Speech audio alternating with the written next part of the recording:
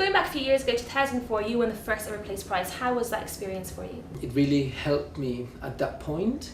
It was the first year that the competition, the first edition that it ever happened. So no one really knew how it would go and what it would mean and what it would be like.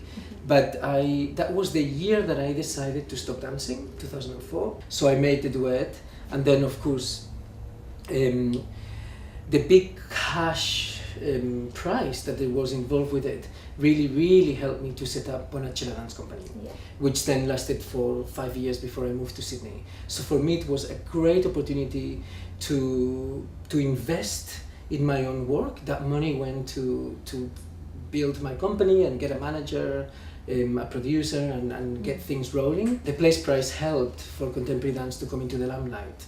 People heard about it because people love competitions. So it was a great experience for me. What are the differences between the dance scene in the UK and the dance scene in Australia, or particularly Sydney? I mean, for a start, the critical mass that you have, even just in London, although we're so lucky in the UK because there's dance everywhere. So it's not only happening in London. London is a huge city with a lot of people, and I only notice it now when I go back. When I lived there for 20 years, my mum would come and say like, oh God, there's so many people, and I'd always be like, what do you mean? Now I go back and I go in Oxford Street and I think this is crazy. There is as many people in Oxford Street as there is living in Sydney. That's how different it is in terms of numbers. Dance is not in the curriculum here. Although it's going in, we're working on it, we're pushing hard, and and that's a huge thing. Like I remember all my life with Rambert doing all these education matinees, and all the kids have access to that, and here we've only started in the last 2 years since I got here. So there is also an excitement because there is all this that can be done, and all these kids that are desperate for dance and want to see dance, and that's exciting for me to be able to help to build dance in people's consciousness. Every year here at Sydney Dance Company we have 60,000 attendees that come and take dance, so that's an exciting number. That's amazing. Do you feel it's important to maintain a profile in the UK while you're working here with Sydney Dance Company?